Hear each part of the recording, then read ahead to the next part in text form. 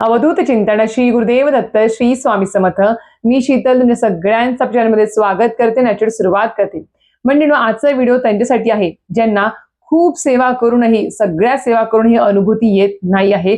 त्यासाठी असा हा व्हिडिओ असणार आहे. कारण की आपणास माहिती आहे की आपण दैनंदिन जीवनामध्ये रोजच्या रोज असेल, नित्य सेवा असेल, पंचमहायज्ञ असेल, कुळाचार असेल, सोबतच आपण बघायला गेलं तर संकल्पयुक्त विविध प्रकारच्या सेवा असेल, पारण असेल, नामस्मरण असेल, स्तोत्र मंत्र पठण करणे असेल, या सगळं काही आपण वेळोवेळी करत असतो. आणि आपल्या मनात इच्छा झाली की मला या गोष्टीचं पारायण करायचं, आपण नक्कीच त्याचं पारायण मनोभावे श्रद्धेने देखील करत असतो. पण काही आता नित्य सेवा करताना आपण काही संकल्पयुक्त करत नाही, पण अशा काही सेवा असतात की त्या विशिष्ट वेळी आपण करतो. म्हणजे एखादी इच्छा आपल्याला स्वामींकडून दत्तमाईकडून पूर्ण करून घ्यायची आहे, त्यावेळेस आपण एखादी सेवा संकल्पयुक्त करतो. किंवा एखादी इच्छा आहे किंवा एखाद्या अडचणी, संकट, त्रास सुरू आहे, त्यासाठी आपण काही ना काहीतरी संकल्पयुक्त पारायण करत असतो. पण एवढं सगळं करून सुद्धा आम्हाला स्वामींची काही सुद्धा संकेत मिळत नाही आहे, स्वामींची आम्हाला काही अनुभूती मिळत नाही आहे, आणि आमच्या काही ज्या इच्छा आहेत किंवा संकट, अडचणी, त्रास आहेत ते दूर होत नाही आहेत. तर मग आम्ही काय करावं ताई? कारण की आता आम्ही सर्व काही करून दमलेलो आहे, आम्हाला काही सुचत नाही आहे. तर यासाठीच मी तुम्हाला सांगेन की आजचा व्हिडिओ पूर्ण बघा, स्किप न करता बघा. कारण की आजच्या व्हिडिओमध्ये जी काही माहिती सांगणार आहे ती आपल्या परमपूज्य गुरुमाऊलीने सांगितलेली आहे की ज्या वेळेस तुम्हाला कुठलेच अनुभव येत नाही त्यावेळेस नक्कीच ही सेवा किंवा ही गोष्ट तुम्ही करून बघा. 100% तुम्हाला अनुभूती येणार म्हणजे येणार. आणि अजून एक गोष्ट, खूप लोकांचे अनुभव देखील येत आहेत म्हणून सांगते आहे. नक्कीच तुम्ही सेवा करा. साधी सोपी अशी सेवा आहे, जास्त काही करायची गरज नाही. एक सेवा आहे आणि एक तुम्हाला कृती करायची आहे, ते तुम्हाला आताच मी सुरुवातीला सांगते. आता सर्वप्रथम तुम्हाला सांगते की आता सगळेजण आपण जे आहोत ते आपण सांसारिक माणसं आहोत. आता संसार म्हटला तर एका मागे एक भरपूर अशा गोष्टी रोजच्या रोज चालू असतात. आपण सकाळी उठलं की दिवसभरामध्ये आपल्याला सांगता सुद्धा येणार नाही किंवा कुठलं संकट समोर येऊन उभं राहील किंवा कुठल्या अडचणी उभ्या राहतील किंवा काय गोष्टी घडेल हे आपल्याला माहिती नसतं. आणि संसार म्हटला तर विविध प्रकारचे आपल्या डोक्यामध्ये विचार असतात. मुलाचं टेन्शन, नवऱ्याचं टेन्शन असेल, घराचं टेन्शन असेल, सासू-सासऱ्यांचं टेन्शन असेल, नातेवाईकांचं असेल, खूप आरोग्यविषयक असेल किंवा घरामध्ये शुभकार्य असेल, मुलांच्या शिक्षण, नोकरी त्याबद्दल असेल, काही सांगायलाच नको. डोक्यावरचं कर्ज वाढलेलं आहे, भरपूर प्रकारचे संकट, अडचणी, त्रास असतात, कोणाच्या इच्छा असतात, काही त्या पूर्ण होत नाही आहे. तर त्यावरती मी एकच सांगेल की रोज न चुकता अखंडपणे नित्य सेवा रोज करायची आहे. हो, खरंच सांगते.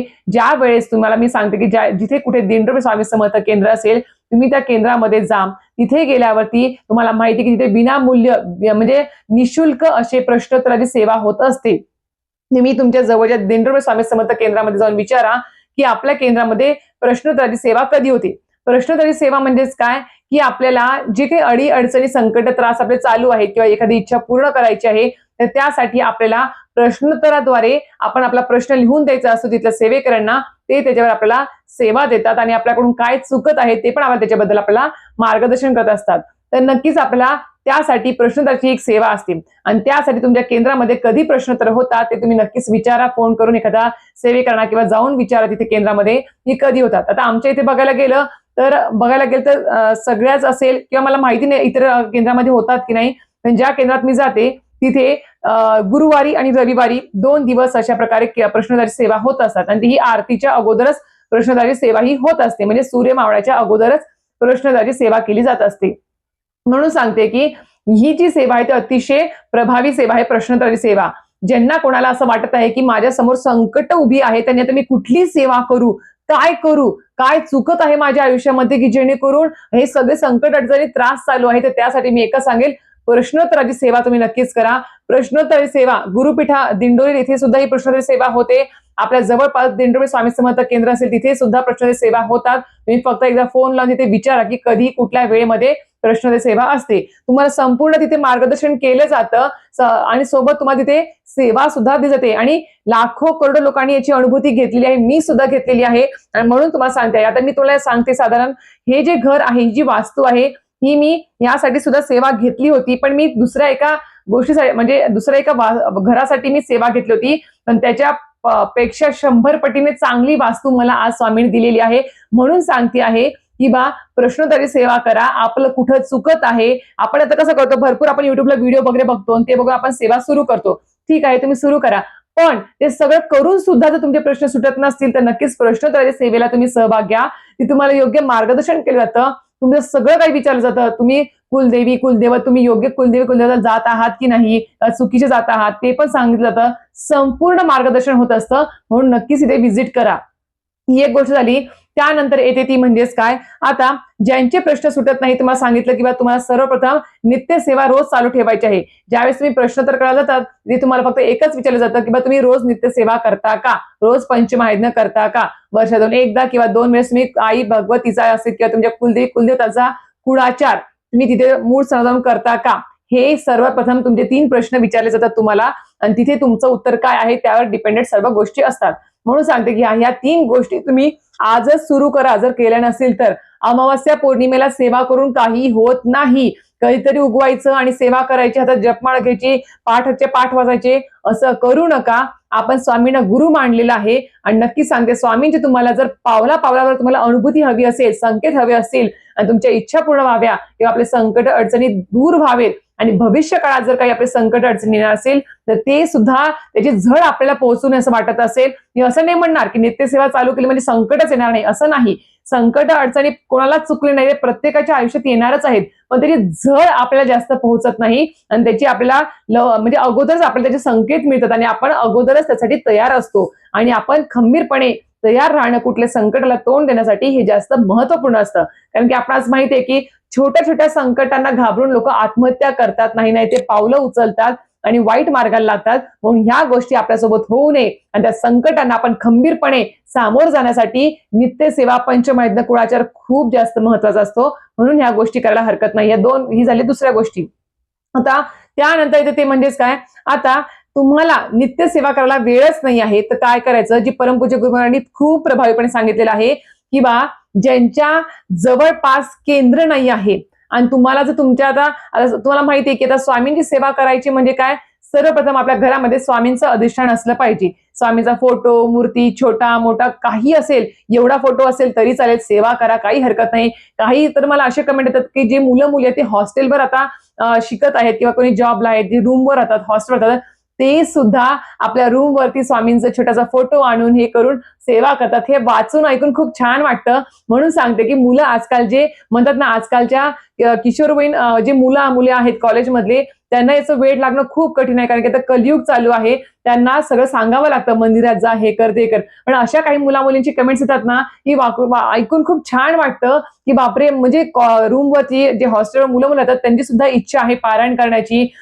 सेवा करण्याची. स्वामींचं रूम मध्ये छान छोटंसं अधिष्ठान केलेलं असतं, खूप छान वाटतं.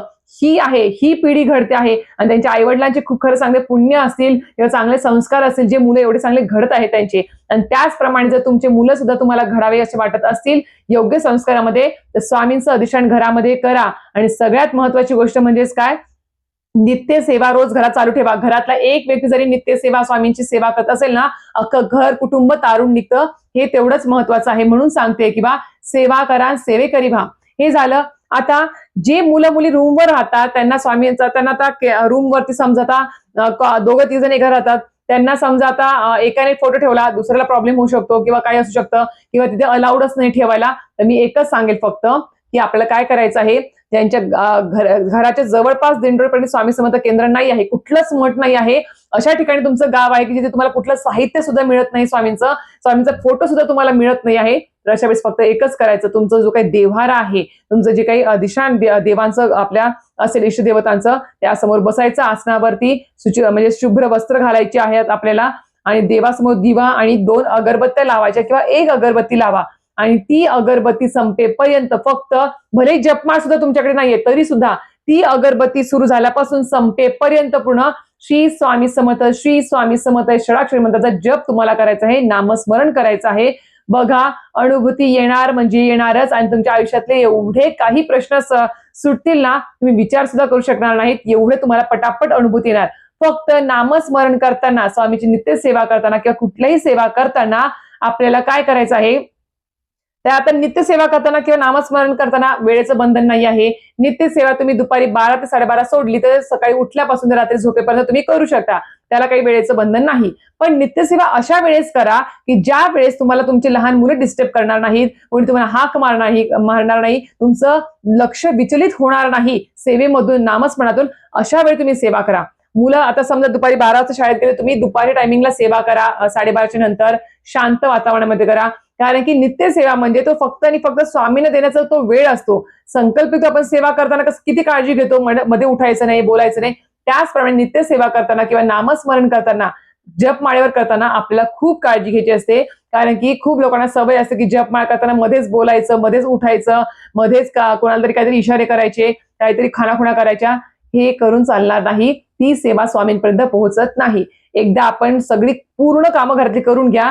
दिवसभर असा काहीतरी वेळ असेल ना, की ज्यावेळेस कोणी तुम्हाला डिस्टर्ब करणार नाही, कोणी तुम्हाला उठवणार नाही किंवा तुमचं लक्ष विचलित होणार नाही.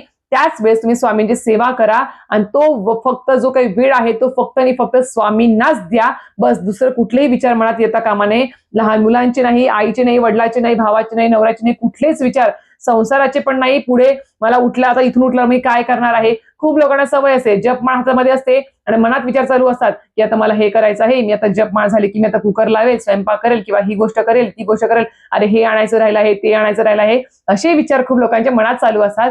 तर मी त्याच वेळेस सांगते की आपण सांसारिक माणसं आहोत, प्रापंचिक माणसं आहोत, त्या गोष्टी घडणं साहजिकच आहे. पण हळूहळू तुमचं नामस्मरण जसं वाढत जाईल तसं तुमची एकाग्रता देखील वाढत जाईल. त्यामुळे सुरुवातीला थोडा त्रास होईल, पण आपण असं नाही की विचार येतात तर येऊ द्या, येऊन जाऊ द्या त्याला. पण आपलं काम काय आहे, त्या विचाराकडे लक्ष द्यायचं नाही, त्याला बढावा द्यायचा नाही. आपलं लक्ष फक्त आपलं श्री स्वामी समर्थ आणि जपमाळेवर ठेवायचं आहे. आणि तेवढाच वेळ आपल्या स्वामींना द्यायचा आहे. कारण की तुम्ही जे मन लावून एकाग्रतेने जी काही एक माळ जरी केली ना, तरी सुद्धा ती स्वामींपर्यंत पोहोचते. म्हणून सांगते आहे, मध्ये कुठेही उठू नका, बोलू नका, एकाग्रतेने आपली सेवा करा, नामस्मरण करा. आणि अगरबत्ती लावून केलेलं नामस्मरण मी खरं सांगते खूप प्रभावी आहे. खूप लोकांना याचे अनुभव येत आहेत, म्हणून सांगते आहे. त्यानंतर जी सेवा येते ती म्हणजेच काय, सगळ्यात महत्वाची, ज्यांना आता नित्य सेवा करायला सुद्धा वेळ नाही आहे, स्वामींच्या केंद्रात मठात जायला वेळ नाही आहे, किंवा कधीतरी मी केंद्रात मठात जातो, रोज शक्य नाही, सप्ताहात किंवा इतर वेळेस कुठले पारायण करणं मला शक्य होत नाही संकल्पयुक्त, तर मी काय करावं. तर मी एकच सांगेल त्या व्यक्तींना, तुम्ही स्वामींचं नामस्मरण चालता बोलता करू शकता, ते कराच. आणि स्वामींचं एक ऍप आहे, गुरुपीठ ऍप आहे बघा सेवेचं, ते तुम्ही मोबाईलमध्ये डाउनलोड करून घ्या. जेणेकरून त्या ऍपवर तुम्हाला श्री स्वामीचे सारामृताचे 3 अध्याय रोज वाचता येतील. जपमाळ तुम्हाला त्याच्यामध्ये जप युनिट आहे, तुम्हाला जप करता येईल. अब्जचंडी सेवेची त्याच्यामध्ये तुम्ही सेवा रुजू करू शकता. संपूर्ण माहिती या गुरुपीठ ऍप वरती आहे. तर नक्कीच तो ऍप डाउनलोड करा. श्री गुरुपीठ ऍप आहे त्र्यंबकेश्वरचा, तो डाउनलोड करा, प्ले स्टोर तुम्हाला भेटून जाईल. तो केल्यावर त्याच्यावर तुम्हाला कुठेही नित्य सेवा करता येईल. अशा प्रकारची ही ऍप आहे, तर नक्कीच तो डाउनलोड करा. त्याद्वारे तुम्ही सेवा करू शकता. अजून एक गोष्ट सगळ्यात महत्वाची, जी खूप प्रभावी आहे, खूप प्रभावी आहे खरं सांगते. आता आपण सेवा करतो, आपल्याला अनुभूती आली एखाद्या पारायणाची, एखाद्या सेवेची, मग ती सेवा आपण आपल्यापर्यंतच ठेवावी का?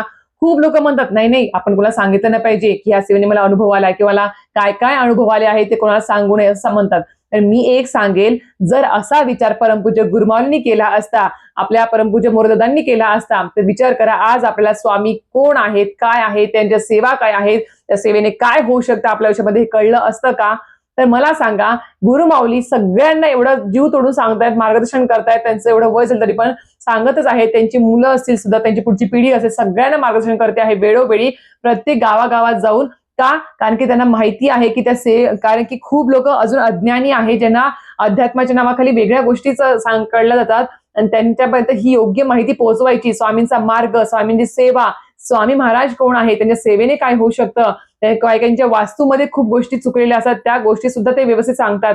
तर एवढं आपले परमपूज्य गुरुमाऊली करतायत. आणि त्यांचं म्हणणं एकच आहे की बा, आपल्या पुरतं आणि फक्त आपल्या घरापुरतं सेवा मर्यादित ठेवू नका, घराच्या बाहेर पडा आणि आपल्या शेजारी पाजारी नातेवाईक मित्रमंडळी असेल किंवा जो कोणी भेटेल, अडला नडलेला, चिंतेने ग्रासलेला असेल, संकटाने ग्रासलेला असेल, त्या प्रत्येकाला स्वामींचा मार्ग दाखवा, स्वामींचं केंद्र दाखवा, स्वामींची सेवा समजून सांगा, स्वामी महाराज कोण आहे ते समजून सांगा.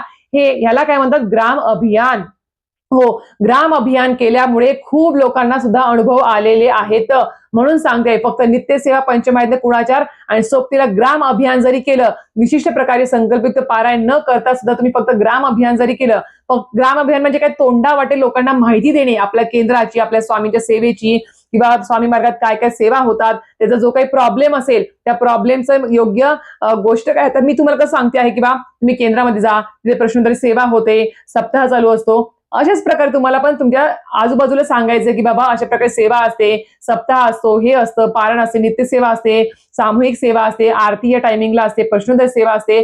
याने काय होईल, जो कोणी अडला नडलेला व्यक्ती आहे त्याला तर योग्य मार्गदर्शन मिळेल आणि तो स्वामींच्या मठात जाईल. फक्त आपलं सांगायचं काम आहे. त्याने एकदा स्वामींच्या मठाची पायरी चढली, केंद्राची पायरी चढली की मग तो ते सगळं काही समोरच्या गोष्टी जे आहे ते स्वामी महाराज बघून घेतात. त्याला तिथे टिकवून ठेवायचं की त्याला बाहेर काढायचं तिथून, हे सगळं काही स्वामी महाराज बघतात. तुमचं काम आहे फक्त त्यांना सांगणे की बाबा अशा प्रकारचा आता सप्ताहाची माहिती सांगा. असा विचार करा की नाही, तुम्ही पारायण करतात ठीक आहे, मी पण पारायण करतात ठीक आहे, पण आपल्यासोबत अजून 2-4 माणसं कशी जोडली जातील आणि ते त्या सप्ताहामध्ये कशी सहभाग घेतील आणि पारायण करतील, हे करणं खूप जास्त महत्वाचं आहे. हे केल्यामुळे काय होईल, त्या व्यक्तीला जे काही प्रश्न, अडचणी, त्रास, संकट चालू आहेत आणि त्या सेवेने, तुम्ही सांगितलं सेवेने जर त्याला अनुभूती आली, फरक पडला, तर विचार करा तुम्हाला सुद्धा त्याचं अर्ध पुण्य प्राप्त होतं. म्हणून सांगते, ग्राम अभियानाला सुद्धा खूप महत्व आहे. ते सुद्धा जास्त पटीने करा. तुमच्यापर्यंत सेवा अनुभूती ठेवू नका, जास्त लोकांना सांगायला सुरुवात करा. आणि मी अजून एक सांगेल की ज्यांना कोणाला खरंच सांगते कुठल्याच सेवा जमत नाही त्यांनी ग्राम अभियान तर नक्कीच करा. खूप प्रभावी सेवा आहे. खूप लोकांना तर काही जणांना तर आता बघा, ज्यावेळेस स्वामी गुरुमाऊलींचे बघा मोठमोठे हे असतात, कार्यक्रम असतात किंवा सप्ताह काळ ज्यावेळेस असतो, जे लोक केंद्रामध्ये बसून जे पारायण करते आहेत त्यांच्यापेक्षा जास्त पटीने जे गेटवर उभं राहून त्यांची म्हणजे बघतात, काळजी घेत आहेत, येणाऱ्या जाणाऱ्यांची गाड्या लावणे असेल, पार्किंगला गाडी लावणी असेल, चप्पल स्टँडवर ठेवणे असेल, ह्या ज्या सेवा करतात, एखाद्याला पाणी पुरवणे असेल, एखाद्याला केंद्रामध्ये साहित्य पुरवणे असेल, ह्या ज्या गोष्टी करणारा जो व्यक्ती आहे त्या लोकांना, त्या मुलांना सुद्धा अनुभूती आलेली आहे. अनुभव खूप आहेत, ग्रुपवरती येतात स्वामींच्या आणि त्यामध्ये सांगते मी, खूप लोकांना मनासारख्या नोकऱ्या मिळालेल्या आहेत फक्त ग्राम अभियानामुळे. खूप लोकांना मिळालेले आहेत, सोबत त्यांचे प्रश्न मिटलेले आहेत, कोणाचं प्रमोशन झालं आहे, कोणाला मनासारखी परीक्षा क्रॅक करता आलेली आहे, रिझल्ट चांगला लागला आहे, फक्त आणि फक्त ग्राम अभियानामुळे. म्हणून सांगते आहे, इतर सेवा खूप, प्रत्येक सेवा सर्वश्रेष्ठ आहे, पण त्यातल्या ग्राम अभियान सुद्धा करा. आम्ही जास्त प्रचार प्रसार करायला विसरू नका. खूप मोठी ही सेवा आहे आणि याची तुम्हाला अनुभूती येणार म्हणजे येणारच. स्वामी महाराजांना तुम्ही एकदा गुरु मानला आहे तर नक्कीच तुम्ही त्यांचा हात पकडला आहे. तुमच्याकडून एकदा हात सुटू शकतो, पण त्यांच्याकडून तुमचा हात कधी सुटला जाणार नाही, हे तेवढं 100% शाश्वत सत्य आहे. तर अशा प्रकारे तुम्हाला आजचा व्हिडिओ माहिती आवडते, नक्कीच व्हिडिओ लाईक, शेअर, सबस्क्राईब करायला विसरू नका. श्री स्वामी समर्थ.